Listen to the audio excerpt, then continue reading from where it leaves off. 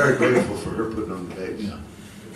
Well, my point is that it seems that a lot of bass players in that situation play bass as if they're playing a guitar. Oh yeah. So, well, in those days, what I found, a lot of guys were guitar players, and that's how you could get a gig because no one wanted to rock the bass. Yeah. But subsequently, a lot of the recordings that you hear, the bass player is playing in a way that isn't really is traditional to what a bass is.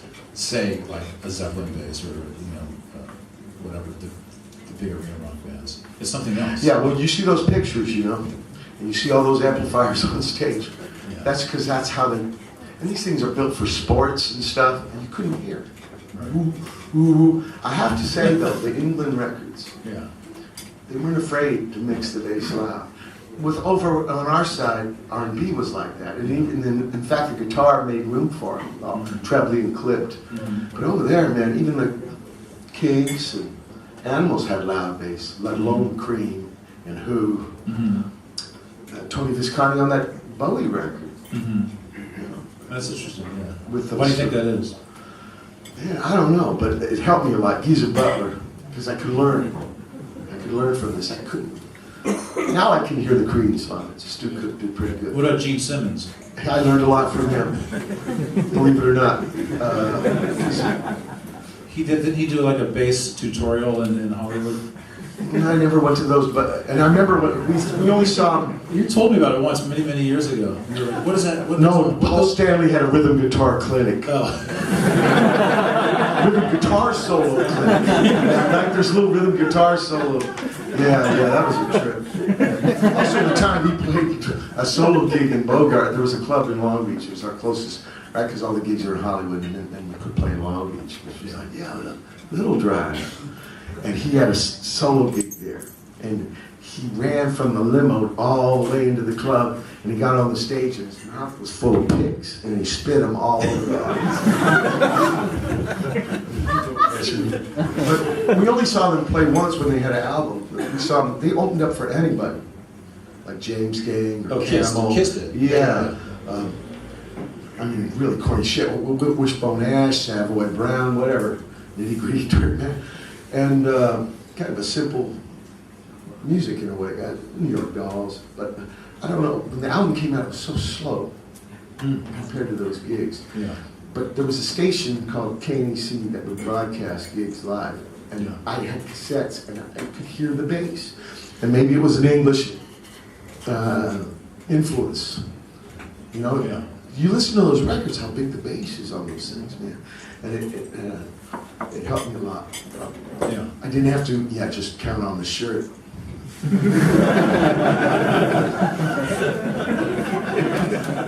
There was some, I gotta say, Dennis Dunaway, who lives in Connecticut. Alice Cooper? Yeah, I could hear him in a little bit of Joe Bouchard and the Blue Oyster Cult. Yeah.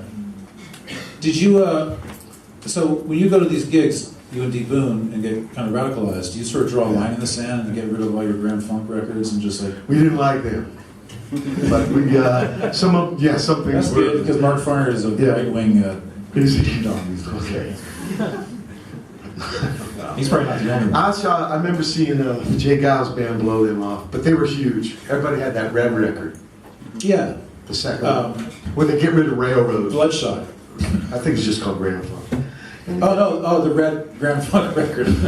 Everybody, they put it out in the living room. I got to tell you about 70s people. I don't know on your side of the land, but we were very narcissists, all about us. You wouldn't listen to anybody 4 or 5 years before. It was really an uptight,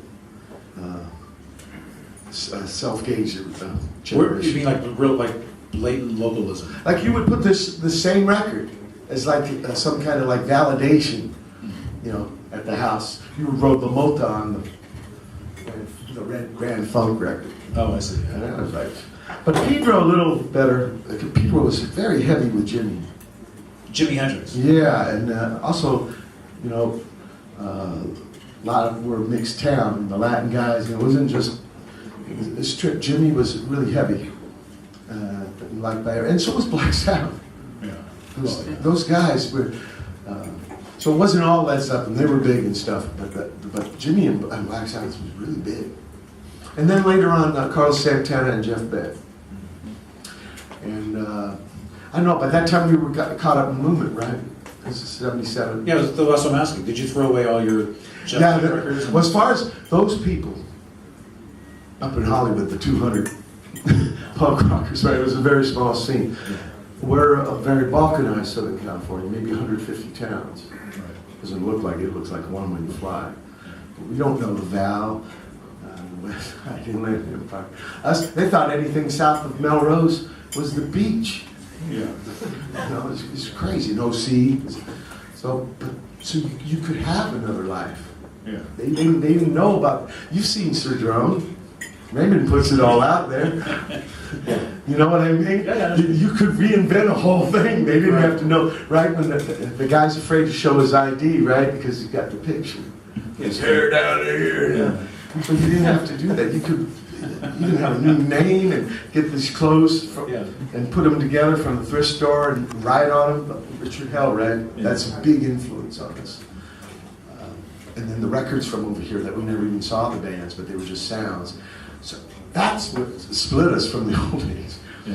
So what we thought about this older music was more, this just was something that we did for Prac. That got our, and in fact we had to kind of unlearn it. That's where we felt tainted. And why we loved bands like the Urinals, where these guys just put together a band. Yeah, we couldn't believe that. Why weren't we thinking that back then? You know, why were we copying? What bands from England were you into? Oh man, those all that wild stuff. Mark Riley played some last night. Alternative television, The Fall, pop group Wire. Of course, the ones everybody knew, like Sex Pistols, and maybe the first couple Clash singles, and first Jam album. A lot of those bands turned into regular rock and roll. We'd already done that. We didn't want to go down that route. Right. But the ones that stayed weird, like that alternative television guy and that Lemon Kittens, and, you know, they might be Russians. I mean, and bizarre stuff, right? I mean, it was just, let's put out a record. Yeah. That whole culture was real. Punk was not a style of music, you know, more of a, like this. We thought the style should be left up to the bands. And that's the weird thing about us, because that scene we learned in Hollywood, which was like also Screamers and Nervous Gender, they all quit. And then the hardcore, the young people from want to play guitar fast, which is, you know, was there from the Ramones. That kind of becomes the thing. And we lost some of that experiment. You know, you wrote New Alliance records. Yeah. You wrote us back in those days. Well, I sent a cassette or a copy of our Confusion is Sex record to you. Or I sent it to New Alliance, knowing that the Minutemen that was their label. That we were inspired by SST. Well, I thought SST was too big. Like SST was like, I thought that was sort of like sending it to Warner Brothers, but there was this other label, and I was more interested in your label anyway, because the records I heard coming off of New Alliance sound more closer to what we were up to, whereas SST was more thuggish, showing us big rock. But it was Meat Puppets and it was yeah. I don't know, but it seemed like more advanced, and I didn't feel like we were. I don't know. I just felt like maybe start with this. It was Mighty, see what happened. It was Mighty Feeble, right? Yeah, I like those records that you guys did. Those were compilation records, having New Alliance, because all that it was improvised music. You know, it was just things that were way more just curious. But there was always a part of that in the '70s. Punk, Smegma, the Society, Free Music Society. There was this thing. Yeah, I like that. You talk to these dudes at the gig; they were deep into music. Yeah. You know. Raymond plays me John Coltrane. I thought he was a punker. I knew he was older. I didn't know he was dead. I didn't know he's dead. Who? John Coltrane. Oh. I didn't know about that stuff, just like I didn't know about farmers and lumberjacks. You know, I was narrow. A Navy. Yeah. It's a sailor, son of a sailor. So I was learning. I still am. Still a student. But do you remember the first? I do miss the surprise. And I guess, you know, New Alliance Records was supposed to be kind of Yeah, surprises.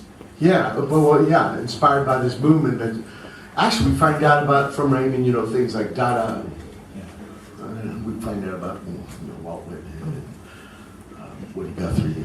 It actually was a big link of chain. Well, the fact that people all of a sudden were making records like that, because that wasn't really something that you normally saw, like in the culture of records. You know, unless you were sort of older and like kind of you knew about weird stuff in the '60s that were like obscure. But it wasn't. Well, Don Bowles, Byron Cole, you talking cats. There was very few people who were clued in to that as some kind of some kind of aesthetic that was happening really underground or whatever. Definitely in Pedro. But there was a listener-supported radio station still there called KPFK, and there was a show on Friday, and it was named after John Cage. The piece was called Imaginary Landscape, and the DJ was Carl Stone. Yeah. He would play trippy shit. I mean, like some dude squeaking on a balloon. And these days it was when we ate L.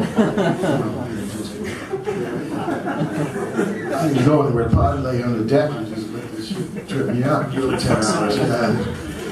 This music was, I thought psychedelic music should be really psychedelic, and you're gonna, go balls out. So, in a way, that radio show was like, it was. I think he's in Tokyo now making Carl Stone. Yeah. Do you probably know him? No. Okay. He's into Spot, Martin Spot, and Carl Hines, Stockhouse. And so I heard some of this stuff, and it was just a trippy thing. And I thought it was residue of hippies. I didn't really know there was a thing before that, like the concrete and all the things from the turn of the century. I thought it was remnants of hippie, because you could hear. You thought it was hippies? There was another, Carl was more like talking about it like maybe Byron or Don Bowles, but then the show after Tesseract, they kind of played something like that, but you could hear the sunflower seeds hitting the floor and shit. It was definitely a hippie kind of thing. Yeah, so that's Friday nights if I didn't have work. And the other thing we did, because we ate a lot of hell, we would buy these records. No one would write about this stuff. Cream even didn't. So we would buy records at Zed in Long Beach, Zed of London.